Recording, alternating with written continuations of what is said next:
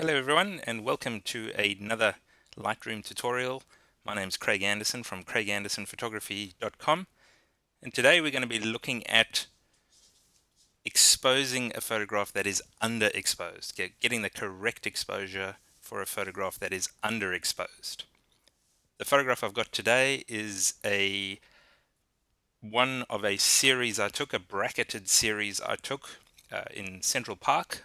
This is the Bethesda terrace leading out to the Bethesda fountain in Central Park, and this, as I said, is one of the photos. So I took a exposure bracketed series.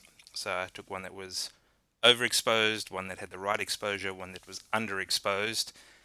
I find that really useful to be able to, one, you can try to do HDR, so high dynamic range, by merging those three together, or you could find one of those that actually works really well and just edit one of those photos. And that's what I'm going to be doing today. So this is just one of the photos. I haven't merged any photos together. It is one photo. You can see it's pretty dark, but I actually think we can get something really useful out of it. So let's have a look at how I'd go through editing this photograph. The first thing I'm going to do is look at the white balance of this one. And the white balance as shot is 50-50.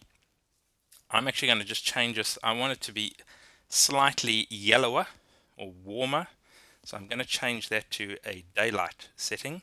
You'll see that changes it to a 5500 and slightly more magenta tint than we had before.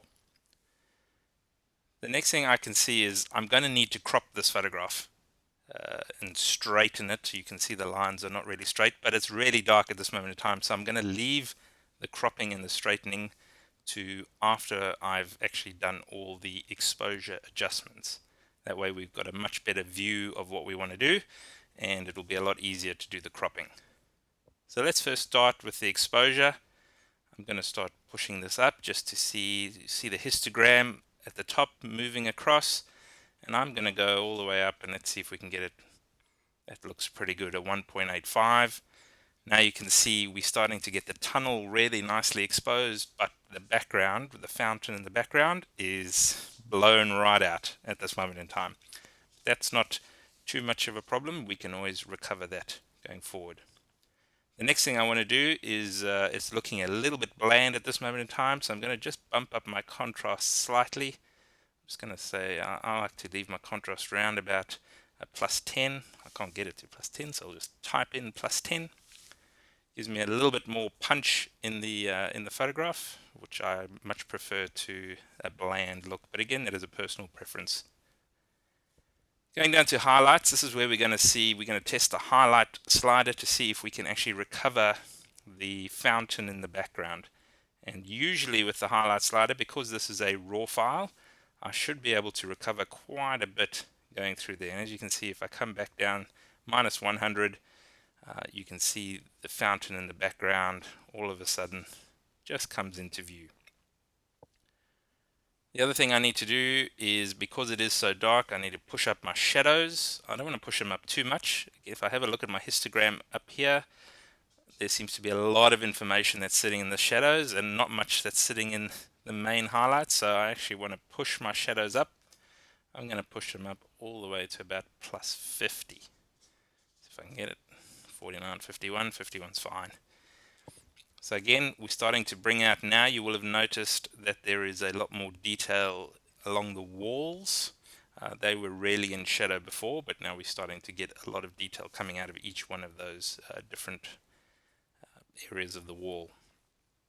The next thing I want to do is push my whites up. So again, looking at my histogram, you'll see my black. I've got the little warning triangle on telling me I've got a lot that is actually pure black. But I've got nothing at this moment in time telling me that I've got anything that is pure white. So I can actually push my whites up until I start to get hit up against that. And as we go, we'll start to see. So here you can see it starts highlighting it for us. So let's leave it at maybe about +32. So again, we're moving all the exposure up to the right and just bringing out some of that detail. I don't need to change my black sliders. I could, if I wanted to, push my black slider up slightly, but then what you're going to start to find, it's not too bad if we push it. Let's maybe push it to about a plus 20. I don't want to push it too far because, again, I like some contrast in this photograph. If I push it up too much, it becomes rather bland again. Moving down to my clarity slider. Again, this is a landscape / architecture photograph. Clarity slider has a lot of contrast in the detail, and that'll pull out a lot of the stuff that we're looking for and make this image just jump off the page a little bit more. So let's push this. We can push this right up. Let's do it at about a plus 41. You'll see it is now a lot more punchy. There's a lot more contrast to it, and I'm also going to push up my vibrance slider. Now you'll notice the vibrance slider will make this, it's kind of like a saturation slider, but not as harsh as the saturation slider. So if I push up my vibrance, I'm going to push it up to about plus 30. We can start to see there looking really good. It brings out the yellow of the lights and the tiles, and it's actually looking really good. What you'll notice now that we've pushed up the exposure, it was not the cleanest scene you've ever seen. So along the walls, on the floor, you'll see there's a whole lot of rubbish. Now I could have walked up and down there before I took the photograph and cleaned all that rubbish up, and I probably should have, but to be honest, I was looking at everything else. I didn't really see it there, which is sometimes what happens. You see it afterwards. So not to worry, we can fix that depending on how we crop the photograph. Going down slightly, we haven't finished. I'm going to go all the way. I'm going to skip the detail one and go down to lens correction. And I'm just going to go to the basic, enable the profile correction. It should know the lens I was using. And you will see if I click on the profile, there it is, a Canon EFS 15-85. And you will have seen, again, look at how the warp gets taken out of the photograph. I was shooting with a 15mm at wide angle, so that will obviously give me a lot of distortion. So using the profile correction brings that distortion back.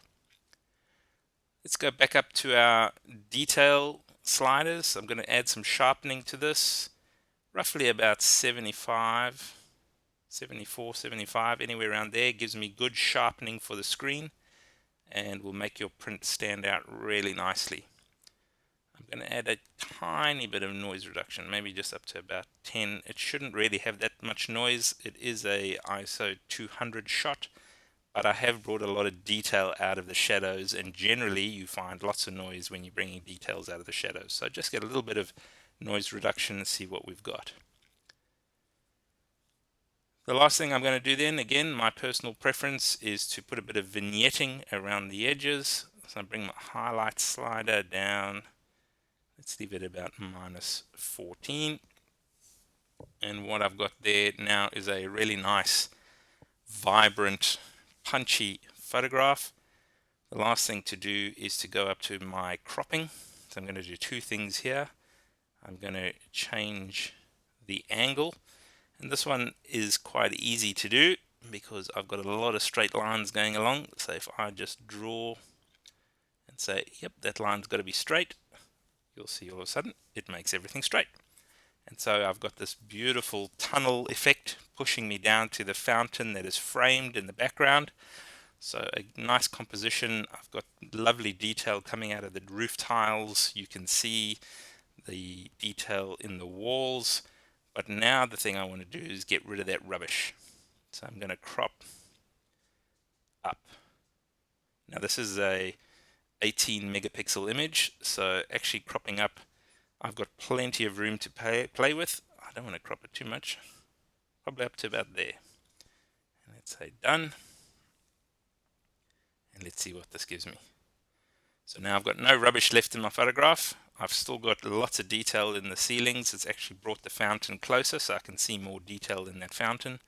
I've got lovely detail in the ceilings, and that is a magnificent architectural structure. And so this makes a really good photograph. Let's have a look at the before shot. So since we've done all this, I'll Just hit the backslash key. The backslash key tells me that's the photograph I got out of the camera. A lot of us would probably look at that and go, yep, I'm going to trash that one because it's not going to give me any of the detail that I really want. But because it was raw and the fact that I can play with it in Lightroom, I end up with a photograph that looks like that. And I think that's pretty cool. Thanks for watching. I'll be uploading a few more tutorials in the coming weeks. Thanks. Bye.